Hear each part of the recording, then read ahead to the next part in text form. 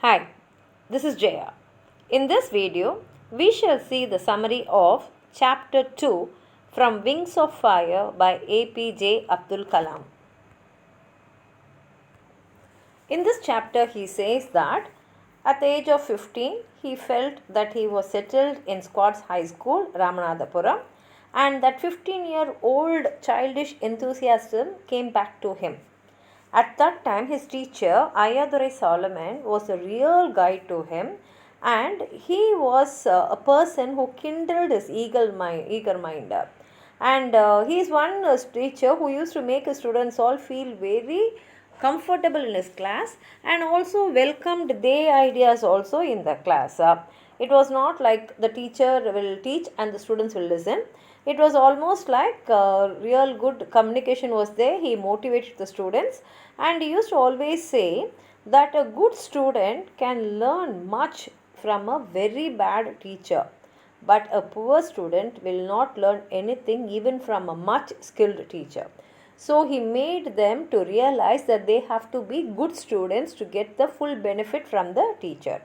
And he says that when he was staying in Ramanathapuram, his relationship with Ayadurai Solomon really became very good. It was more than a teacher-people relationship. And Ayadurai Solomon will always tell him that in order to get the results and success in life, you have to master to control your desire, your belief and your expectation. And Ayadurai Solomon later on became a reverend. And Ayadurai Solomon had taught him many things in that school days. And the most important thing is, if you want something to happen, you have to desire for it intensely. And Kalam says that his life itself is an example for this sentence. Because from his childhood, he was fascinated by the sky and the birds flying in the sky. And he always wanted to fly like these birds. And it really happened in his life because that was his passion. And in fact, he was the first child from Rameshwaram to fly. So when you want something to happen, you have to intensely desire for it, and Kalam says it will definitely happen in your life also. Ayadurai Solomon made each child realize their own worth. He made them to realize their self-esteem, and he also made Kalam to realize that though his parents were not educated, definitely Kalam can study how much ever he wants. Because when you do something with faith, you have to have full faith in what you're doing. At that time, you can even change your destiny. This is what Ayadurai Solomon used to say.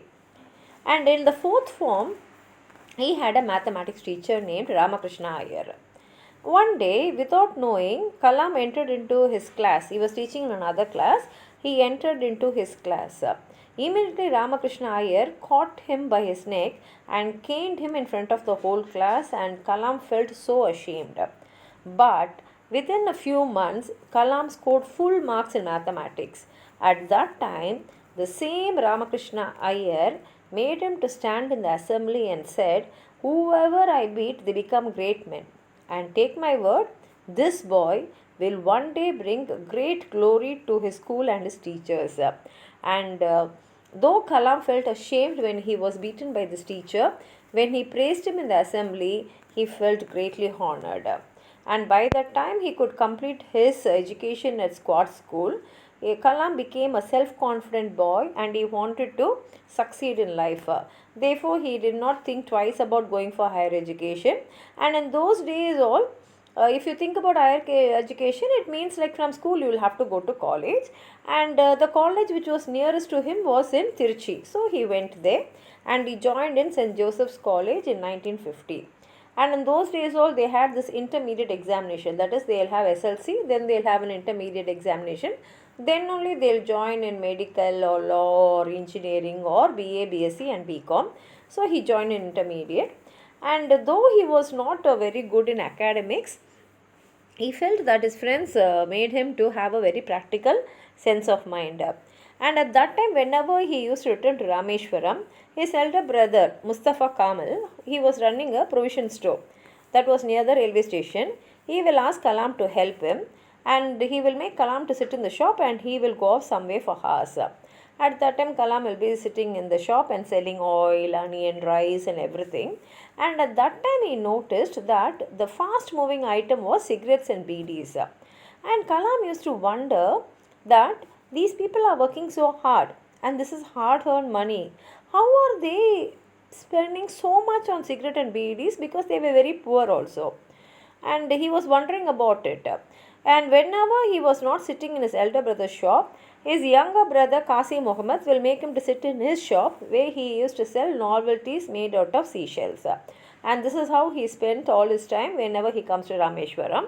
And he feels that in St. Joseph's he was lucky to find teachers. And many teachers shaped his future. And one of them is Reverend Father T.N. Sequeira. He taught them English and he was also their hostel warden. And along with Kalam, there were nearly 100 boys living in the 3-story hostel building. Reverend Father will visit every boy every night with a Bible in his hand. And Kalam was amazed at his energy and patience. And Reverend Father was very considerate about each and every student and he took care of every minute details. In fact, he remembers on Deepavali, he will tell the boys who are in charge of the hostel and the mess volunteers to go to every room and give them gingery oil so that on Deepavali morning everyone can have the ritual bath.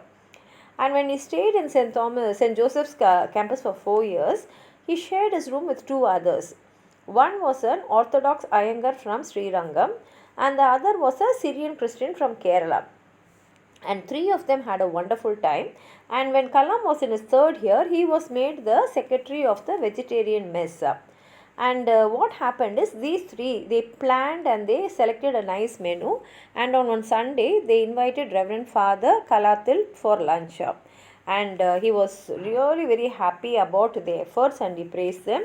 And he says that he enjoyed the whole lunch and afterwards he sat and spoke with all the students like a child. And Kalam says that in St. Joseph's, all the teachers were true followers of Kanji Paramacharya and they enjoyed the action of giving. And he also remembers the mathematics teachers Professor Totadri Iyengar and Professor Surya Narayana Shastri working together in the campus, which used to inspire all the students. And when he was in the final year at St. Joseph's, he got interested in English literature and he read a lot of classics written by Tolstoy, Scott and Hardy. And then he started even reading philosophy. And at that time only he realized that his interest was in physics.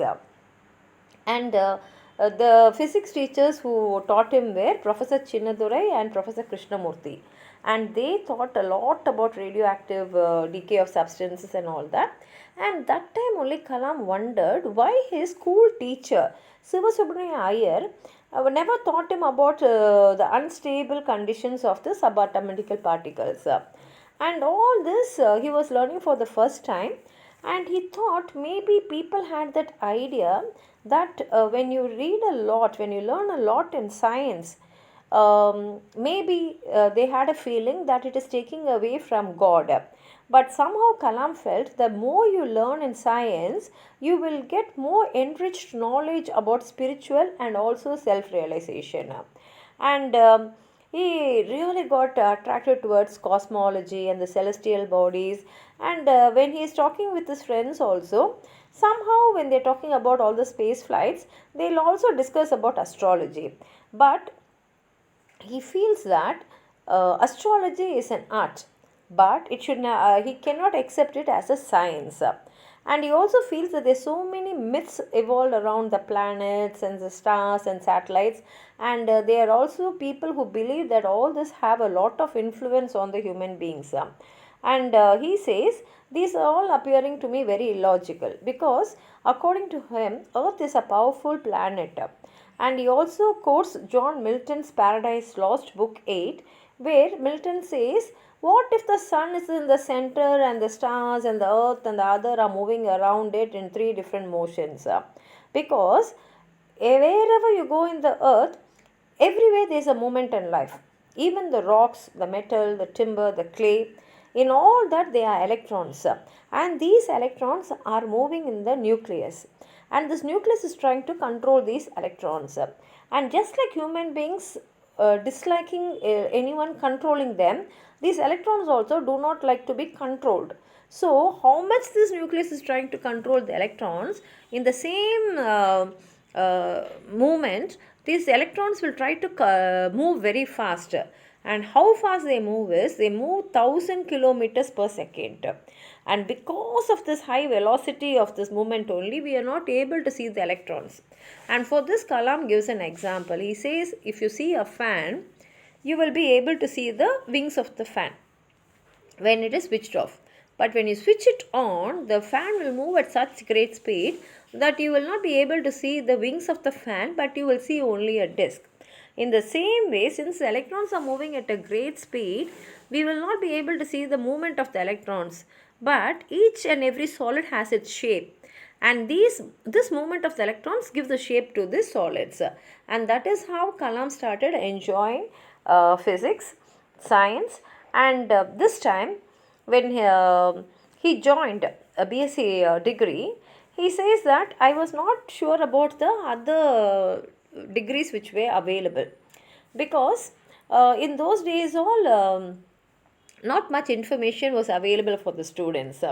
But only when he was studying, he realized that doing BSc physics is not his goal. He wanted to do engineering. Now, actually, he could have joined engineering after finishing intermediate course, but he did not have that much of information provided. But he thought it is better to join engineering now, because even if it's late, it is okay. I have to study what I want to study, and therefore he applied to Madras Institute of Technology, because at that time that was the greatest institution in South India.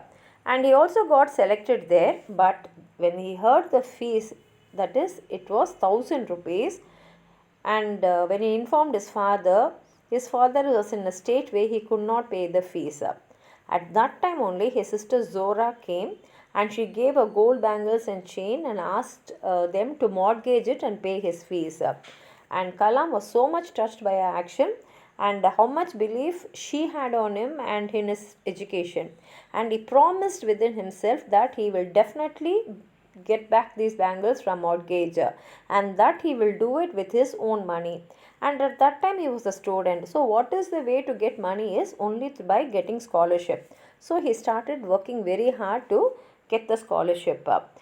And same thing, what at the same time, what really attracted him a lot in MIT is there were two aircrafts there for models up. And even after the students all go to the hostel, Kalam will sit there admiring the aircraft, because he loved the sky, he loved the birds, and he always wanted to fly like the bird. So without thinking about anything, when a specific branch was offered in the first year, he took up aeronautical engineering, because he was sure in his mind that he wanted to fly an aircraft.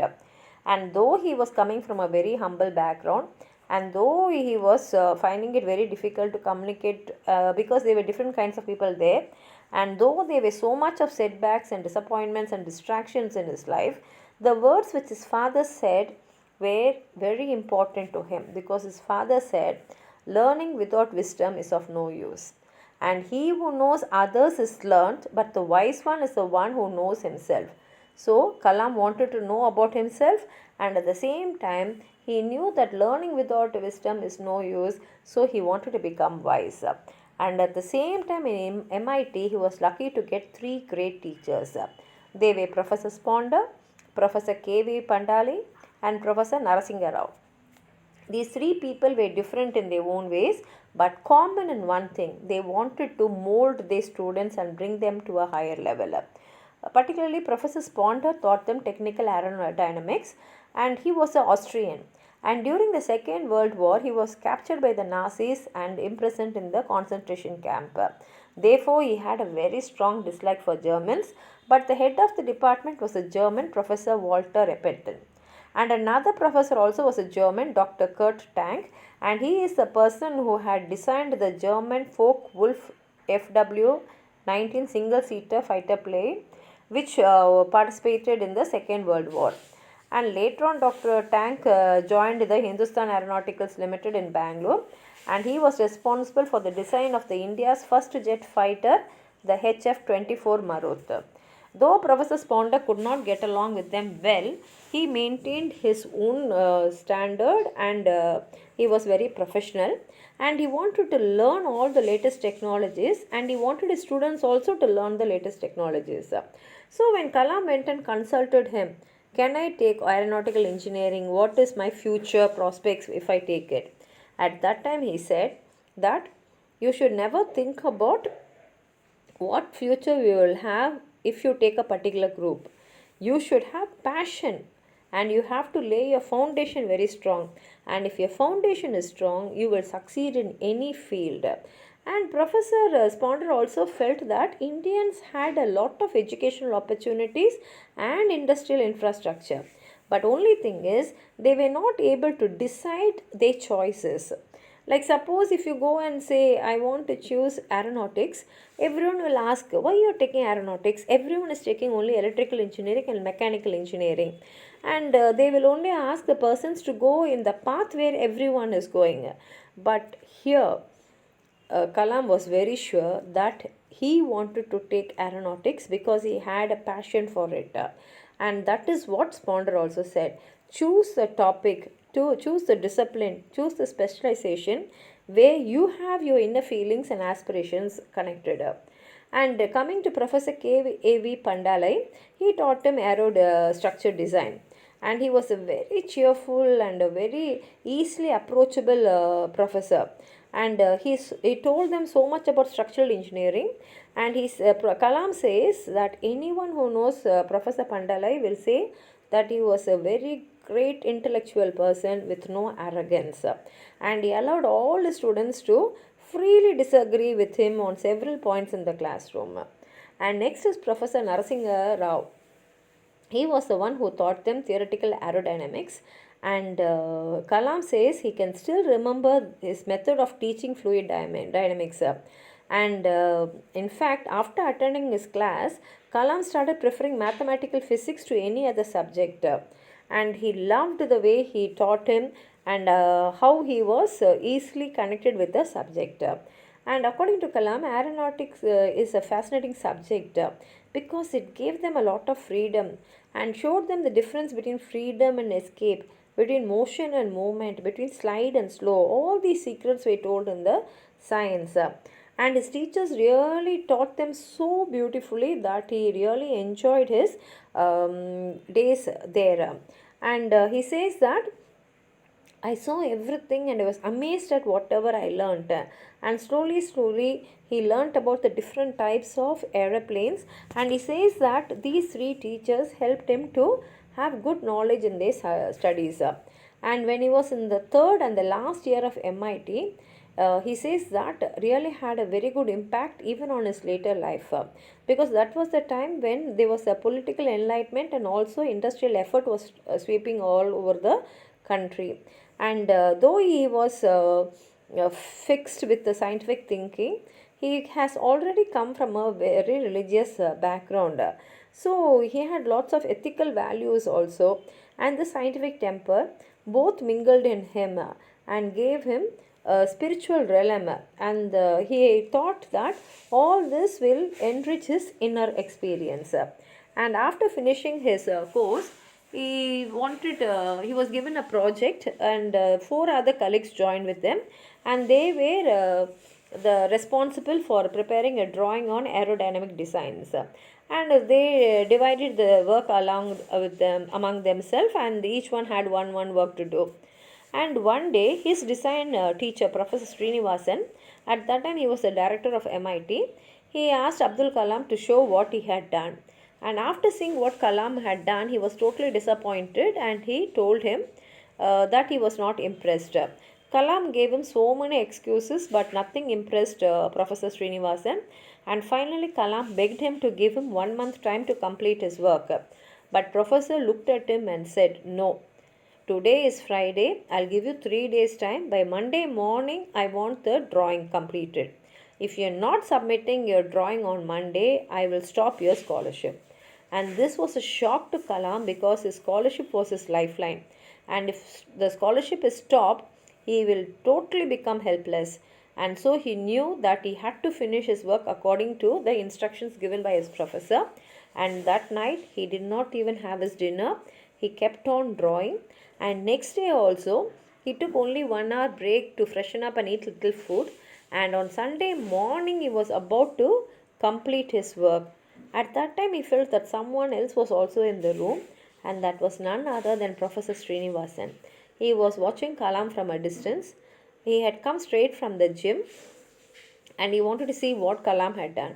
And after examining Kalam's work, Professor Srinivasan hugged Kalam and appreciated him. And he said, I know I had given you a lot of stress because I had given you a deadline which is very impossible to complete. But I never expected you to perform so well. And his appreciation really made him very happy. And he also says at that time only he also participated in an essay competition organized by MIT Tamil Sangam.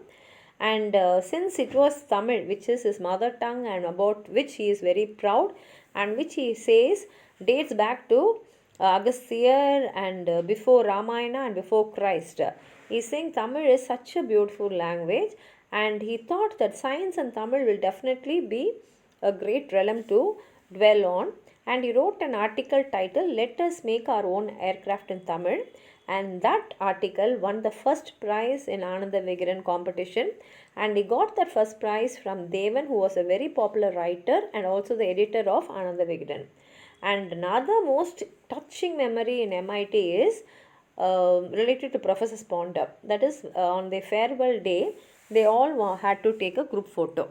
So they all were there, and in the front row all the professors were seated and the students were standing in 3 rows, and Kalam was standing in the 3rd row. Suddenly Professor Sponder got up and called him and asked him to come to the front row and sit along with him. And this really made him honored by the invitation of Professor Sponder. And Sponder loudly said that you are my best student and I'm sure your hard work will bring a great name for your teachers in future. And he was so embarrassed by this recognition, and he came and sat with Professor Sponder for the photograph.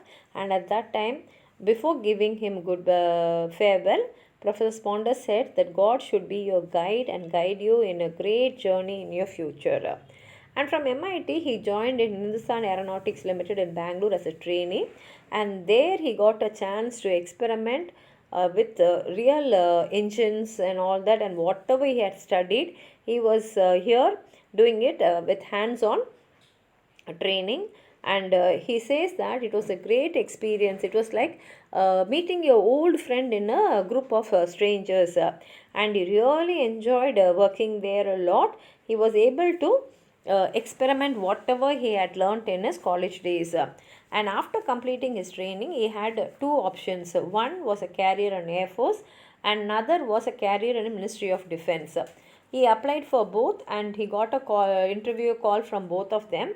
The Air Force recruitment called him to Dehradun, and Ministry of Defence called him to Delhi. And now this boy who was born in the Coromandel coast took a train to the North India, and in his motherland he travelled for 2000 kilometers away from his place where he was born to a place where he was going to shine in glory. With this he ends his chapter 2. It's a beautiful chapter giving a full account about his school and his college life and his work, how he started in his career. If you have anything more to add on to what I've said, please write it in the comment box. Like the video, share it with your friends, and if you have not subscribed my channel, please subscribe. Thank you.